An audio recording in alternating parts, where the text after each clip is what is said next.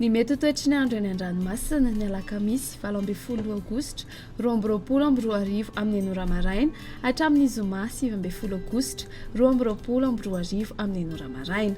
Foana filazana fampitandremana mahakasika ny ahavon'ny alondrano ho an'ireo faritra rehetra nara izany na izany azy entana mpampiasa ranomasina mba ho maila hatrany.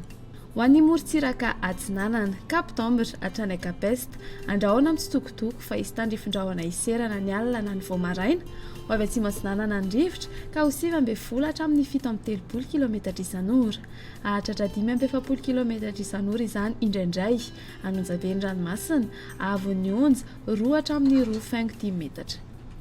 Kapesta hatrany Manoro, anorana tandrifin-drahona vitsy ny faritra avaratra, ho maina ny any Akafa. Ho avy Atsinanana na atsimo Atsinanana ny rivotra ka ho 9 hatramin'ny 9 kilometatra isan'ora.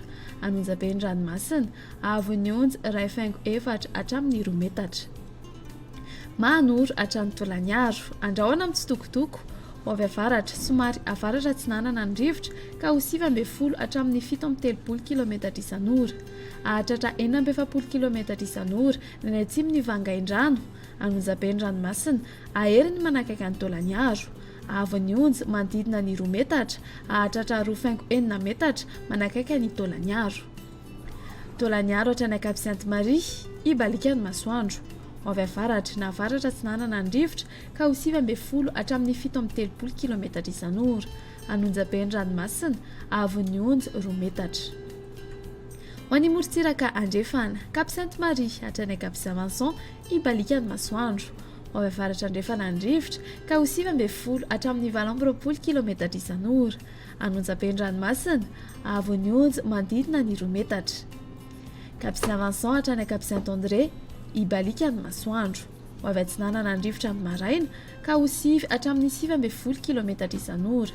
Iodina ho avy Andrefana na avaratra Andrefana kosa ny tolakandro ka ho 9 hatramin'ny 20 kilometatra isan'ora.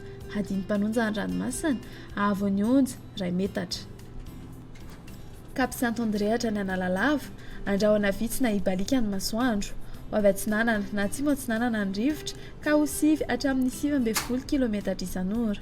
Ho avy avaratra Andrefana kosa ny tolakandro ka ho 9 hatramin'ny 20 kilometatra isan'ora. Ho tony na adiny mpanonja ny ranomasina, Avon'ny onja ho latsaky ny 2 metatra. Analalava hatrany Kapitambra, ho lalovana orana tandrifin-drahona ny eo anelanelany Analalava sy Nosy, ho maina ny any Akafa. Ho avy atsimo Atsinanana ny rivotra manakaiky ny Kapitambra ka ho 20 hatramin'ny 17 kilometatra isan'ora. Io vaovao kosa ny any Akafa ka ho 9 hatramin'ny 20 kilometatra isan'ora. Ho tony na adiny mpanonja ny ranomasina, Avon'ny onja ho latsaky ny 2 metatra.